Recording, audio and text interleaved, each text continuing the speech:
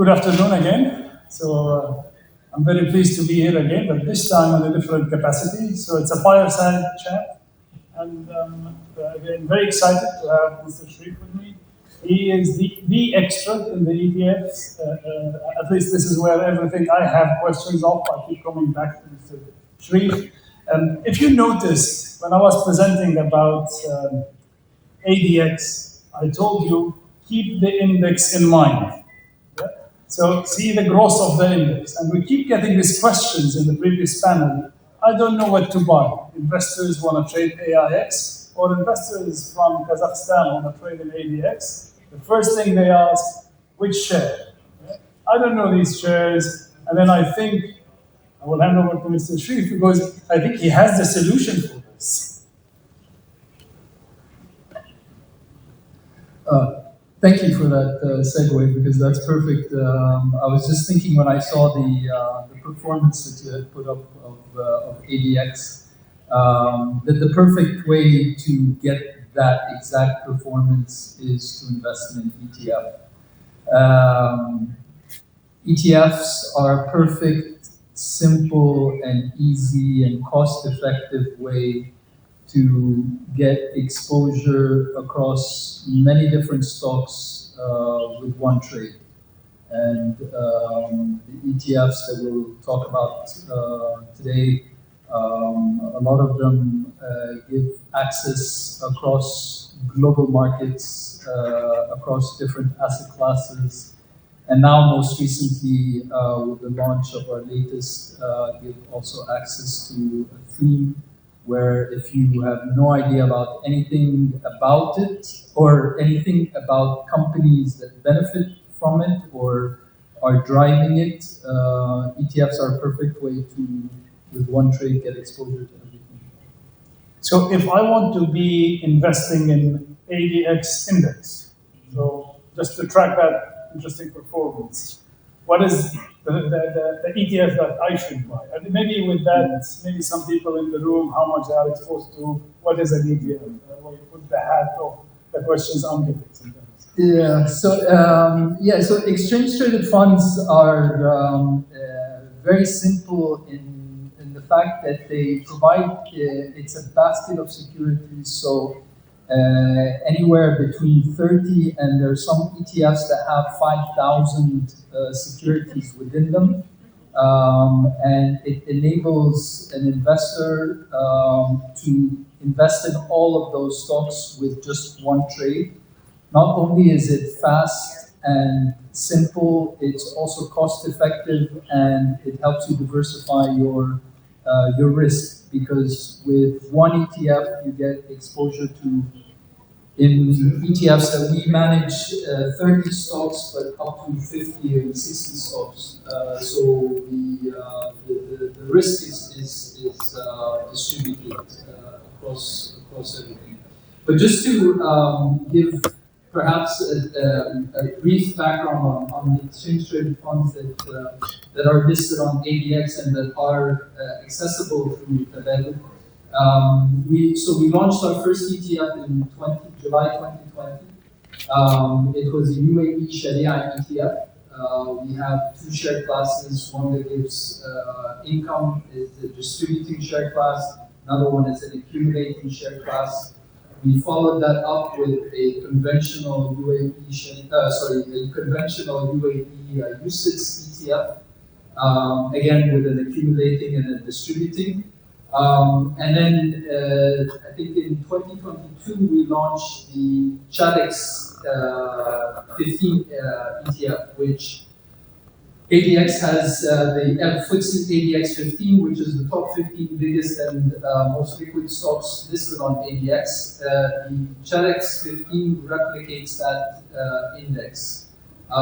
So in fact, if you want quick exposure, quick, fast exposure to the UAE, whether it be Sharia compliant, conventional, or specific to ADX, then it's through those three ETFs. And the beauty of it is it's not about getting exposure to an index. At the end of the day, a stock market is representative, or is supposed to be representative and reflective of the economy.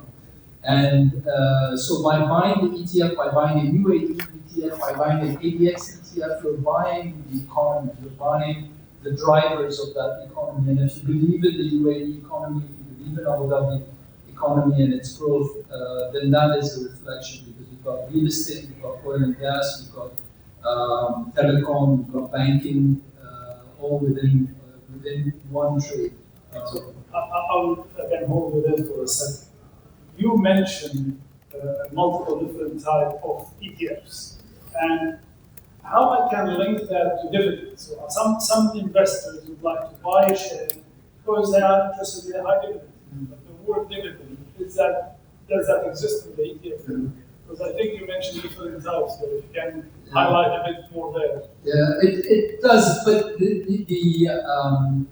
dividend that any ETF, that an index tracking ETF distributes, will be dependent on the constituents of that index or that ETF. So the dividend is just reflective of the market. In the UAE, dividends are quite high. So our UAE Sharia and our UAE UCITS ETFs, last 12 months it was around 3.5% dividend yield. Again, it's reflective of the companies underlying. A lot of the companies, some of them are in growth phase, so may not be so. In terms of dividend, they don't pay as much as some of the bigger companies. So in a combined or as an aggregate, 3.5 is representative of the market. And sorry, just to add, and all our other ETFs are also dividend paying, but again, reflective of the underlying. So you'll see, for example, Pakistan actually is one of the interesting ones. Pakistan has done tremendously when we have an ETF on Pakistan. That's done tremendously well since it's launched, and that also has a dividend yield of about 4%, and it's returned. So on an annual basis, Pakistan, in dollar terms, on an annual basis, has returned 41% annualized since we launched it in 2023. So that has been a surprising performance. But yeah, so we do distribute. Speaking of surprises, yesterday we were like having a walk around ED Plaza, and while we are doing that, my colleagues and I, including our manager, we were looking, and there was this post about the ETF's performance in ADX. And even we live in that market. But when you don't look into the numbers over a longer period of time, I was pleasantly surprised. If I was an investor in these ETFs, which I am, to be honest with you, because that's a product we are allowed to trade, it's a basket, it's very strong performance in the ETFs issued in the ADX. So can you share some light? Because actually it's not fair since I mentioned Pakistan, 41% annualized. So we launched our first ETF July 2020, COVID.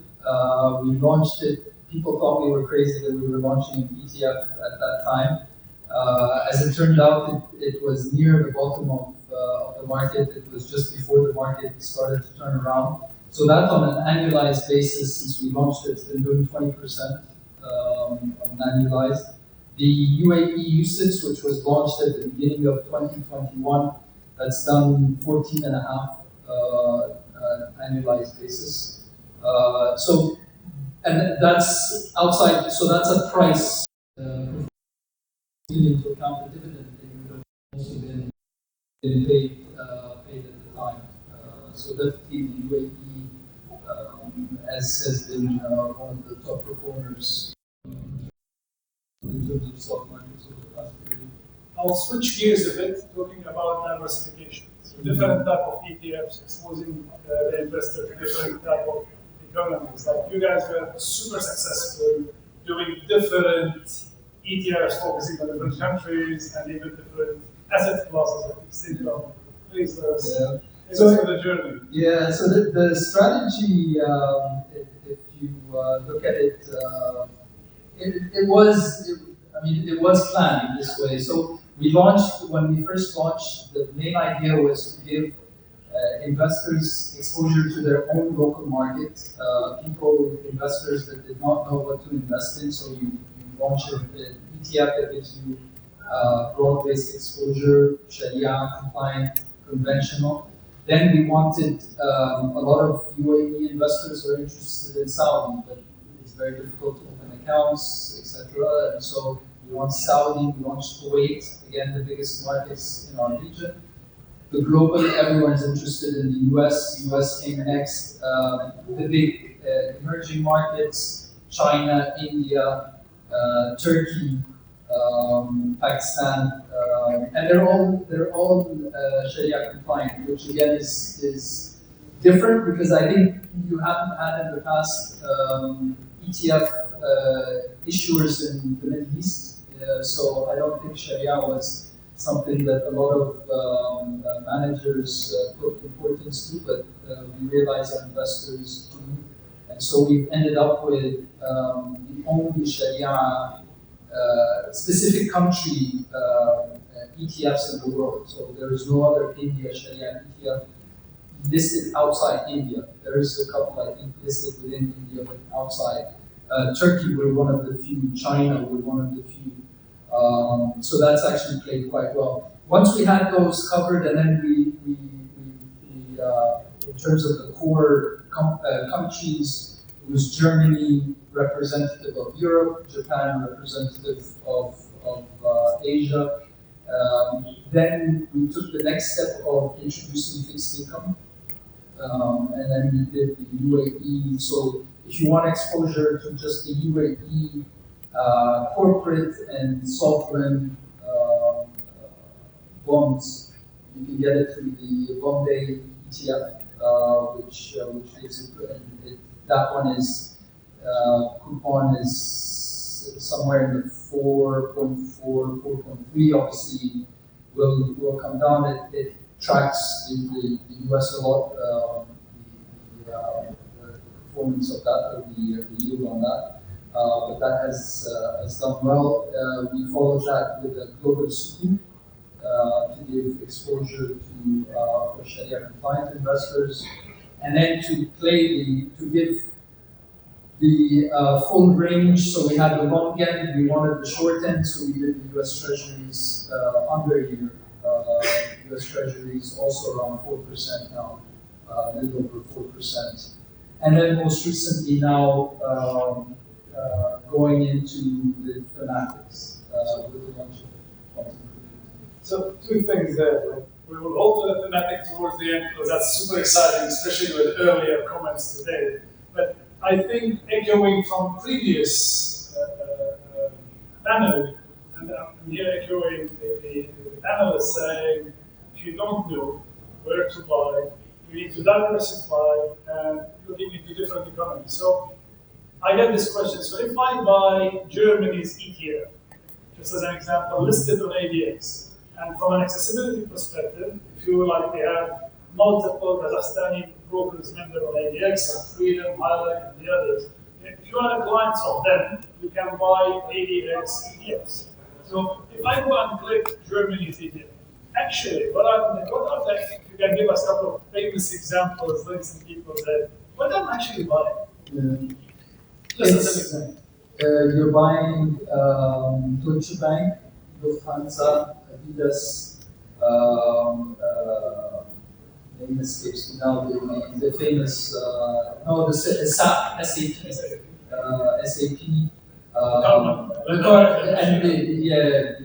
so you're buying those, and interestingly enough, sometimes we look at that also from a say the ability point of view. Sometimes we, for example, looked at launching. We actually looked at launching Sharia in Germany, Sharia in Japan.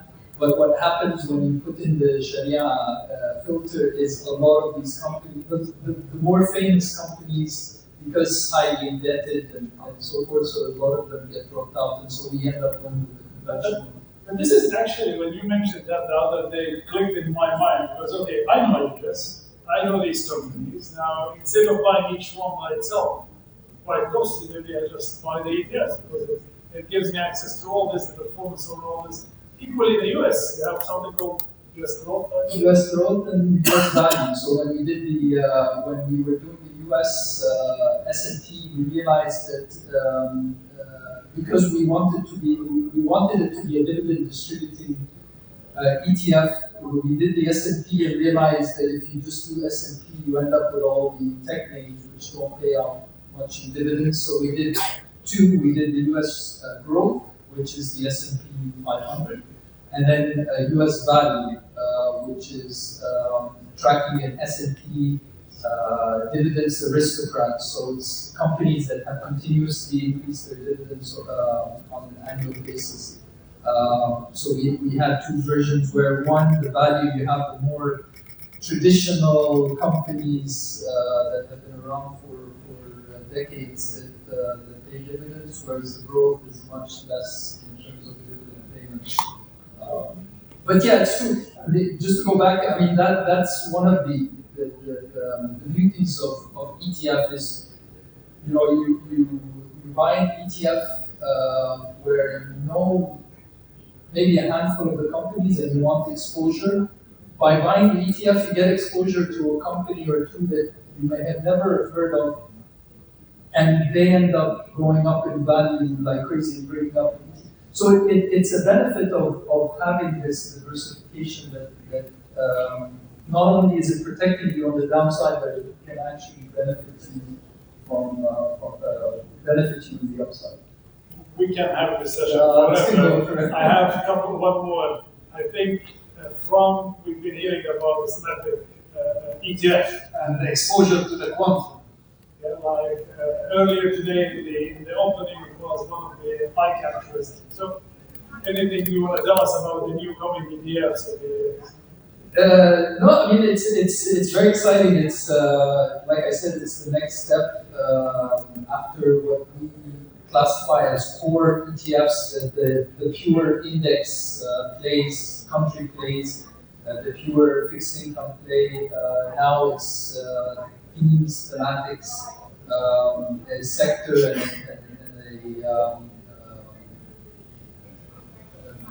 and an idea that's obviously in the headlines. It's in early stages.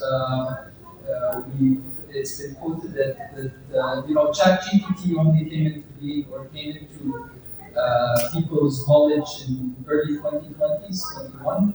It had been worked on since 2010, and actually the theory behind AI, I only learned this recently, but the theory behind AI started 60, 70 years ago. Quantum is not at the 60, but we're somewhere where it's still 5, 7, 10 years away from really taking off, and this is the best time. And the ETF is perfect because, especially with quantum, where you have companies that will make it and companies that will fold.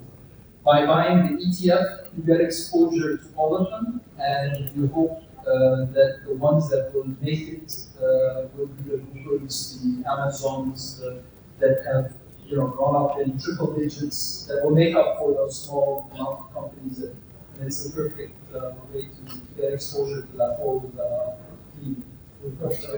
Like again, to close it up, I think first ADX with partnership with Lunate, like we are the most active ETF markets in the GCC region. I think we have great partners, and it's an invitation for all of you guys. Please come and invest with our ETFs on ADX. It's via Tabadul. It was enabled in Tabadul relatively new based on the requests from investors. So with that, I would like definitely to thank my esteemed guest, Mr. Sharif, flying all the way here to do this with us. Thank you very